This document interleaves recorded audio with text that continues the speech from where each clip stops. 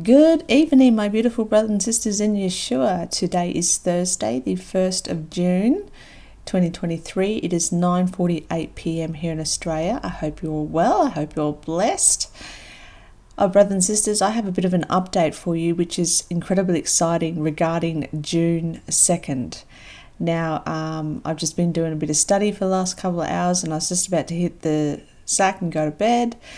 And then I came across something that I just had to get to you guys and show you because it was pretty cool.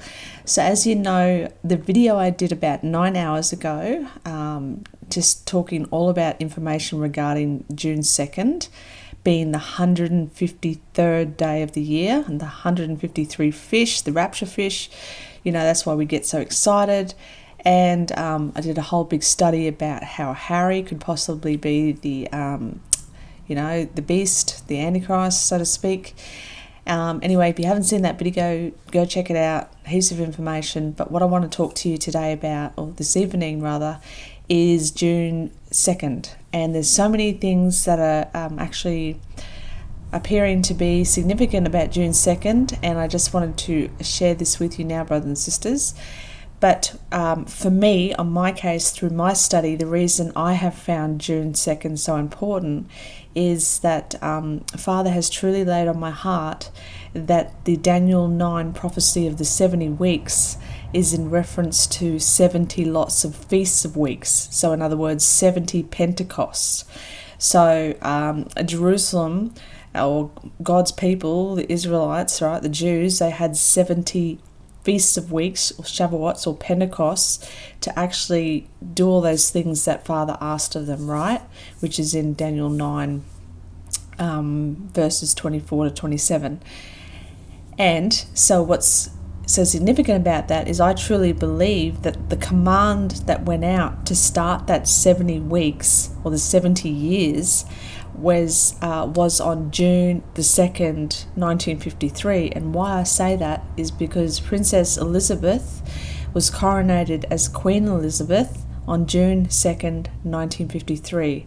So exactly 70 years ago, brothers and sisters. And why I believe she fits this prophecy is because the Queen was, her whole persona and everything like that, she was supposed to represent the defender of the Protestant faith. Okay, it all comes down to, people fleeing persecution from Catholicism, because they were burning people on the stake and persecuting them, whatnot, so they fled. And so the whole idea, whether she is or not, doesn't matter, but her whole idea is supposed to be the defender of the Protestant faith, okay, the protector of the people, protector of the Christian faith. And what happened on this recent coronation of King Charles, it was highly satanic and completely different from Queen Elizabeth's coronation, in the way of when Prince Charles went into King Charles, he was, what I believe, he was the man of sin getting changed into the son of perdition. He was anointed with oil from the Mount of Olives in secret with a linen cloth. Basically, people weren't allowed to hear what was said. And, King Charles specifically asked and had on his thing, and the Archbishop of Canterbury got involved in this too, but he no longer wanted to be the defender of the Protestant faith. He wanted to be the defender of all faiths. So Muslim, Buddhism, Indian, whatever you want to be, I'm going to protect your faith. And he, Charles, is the founder, basically, the head guy who started the whole climate change agenda and the sustainability, and this is how they're bringing everything in, brothers and sisters. And when you have a look at it, like I said, go and watch this movie. It talks about Harry and about how Nostradamus pointed out that, someone's going to abdicate the king when Charles dies, right? And it's not going to be who you think it's going to be. And so this guy has worked out that he's possibly talking about Harry. And then when you go and watch these certain videos that I've got pointed out here and linked in my description box, you can see that Harry is definitely a high contender because of he has the name of the beast, he has the number of the beast, and the mark of the beast, basically. Anyway, go and see that video and, take it to Father. But what I wanted to show you, brothers and sisters, is that not only tomorrow, on the 2nd of June, well, here in Australia anyway, it will be a complete 70 years, which I believe is, like I said, the Daniel prophecy. But check this out, okay? So I'm just having a look around, doing some research, whatever. I'm looking at the Hebcow calendar, the Jewish calendar, looking at June the 2nd, and it happens to be the 13th of Sivan, okay? And I'm thinking, there's so many things before I show you this amazing find. There's so many things going on here. We had June the 1st originally as X date, which all the debt ceiling was supposed to collapse and everything like that, and now they've moved it to the 5th, I believe, so Monday.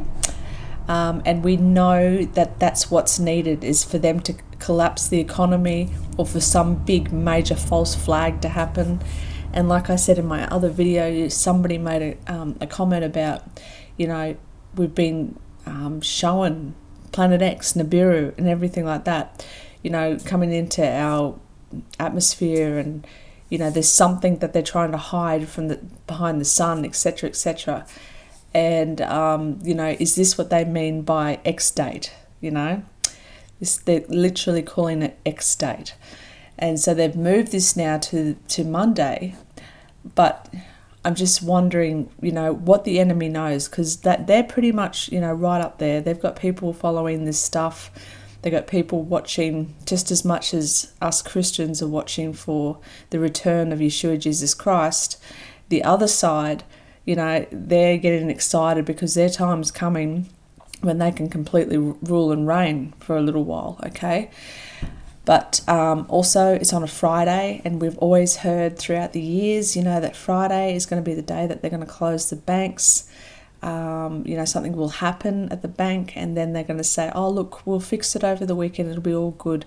But by the time Monday comes, everything's gone, whatever it may be. Who knows? But we have been warned about this for many, many, many years. Even the people in the banking industry have said that this is how it's going to play out. It's going to happen on a Friday, etc., etc. Now, getting back to what I wanted to show you, 13th of Sivan. So I just type it in, right? And I have a look here. So I type it in, 13th of Sivan, and I click on the top one here. It's chabad.org. Okay, I go here, and it's candle lighting. We light the candles before sunset, and then Jewish history. And I nearly fell off my chair, brothers and sisters. Okay, so not only is it the hang on, what were we? It is the 13th day of the 3rd month. Okay, 13th day of the 3rd month. But in the Jewish history, in the year 1313 BCE, okay, listen to this. Moses went up to the mountain, and the cloud covered the mountain for 6 days. And on the 7th day, God called to Moses from within the cloud. And Moses came within the cloud, and he went up to the top of the mountain. And Moses was upon the mountain 40 days and 40 nights. That's in Exodus 24:15-18. On the morrow of the giving of the 10 Commandments, see Jewish history for the 6th of Sivan, Moses ascended Mount Sinai in order to receive from God the remainder of the Torah. The remainder of the commandments and the oral law, after being cleansed by the cloud for 6 days, he was ushered into the presence of God on the 13th of Sivan. Okay. He was ushered into the presence of God on the 13th of Sivan. Can we celebrate here? Can we get a little bit excited? I mean, this is pretty cool, okay? Bombing, here's something else in history. Bombing in Cairo, I haven't read this part yet, 1948. Following the War of Independence, see Jewish history for the 6th of Iyar, citizens in many Arab countries began harassing their Jewish co-citizens, oftentimes inflicting casualties and substantiating property damage. The 5,000 Jews living in Cairo, Egypt, were also repeatedly victimized. On the 13th of Sivan, a bomb exploded in the Jewish quarter of Cairo, murdering 22 Jews and wounding more than 40 others. The systematic persecution caused most Egyptian Jews to flee, many choosing to move to Israel today. There are virtually no Jews remaining in Egypt. That is amazing, brothers and sisters. So there was a bomb and Jews fled. Okay, and then we have on the 13th of Sivan, Moses was ushered into the presence of God. And that, my friends, is going to be on the 2nd of June on a Friday. So, I don't want to make too much more information because there's, I truly feel like there's something significant about June the 2nd. Okay, and I just had to bring this across to you because this was absolutely amazing. When I read this, I was like, God, you are so good. You are so awesome. You are, everything that Father shows us. Just remember this, brothers and sisters.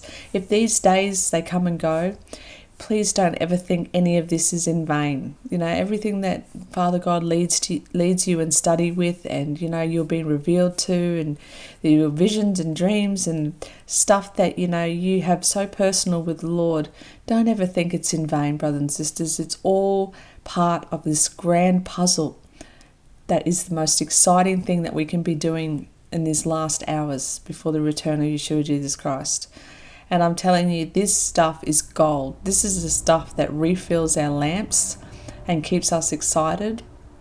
On the 7th, the 6th and the 7th, or between the 5th and the 7th, rather, of June, we have the anniversary of the 6-day war. What was in the beginning will be in the end. There's nothing new under the sun. So, brothers and sisters, just keep your heads up. Be of good cheer. Be encouraged by this. We're all in this together, and we're going to keep our lamps full and our heads looking towards the sky, waiting for our beautiful Messiah to come and grab us. But I just thought I'd share that with you this evening, and I hope it blesses you. And if I don't see you in the next video, I will definitely see you in the skies. God bless you. I love you. Bye-bye.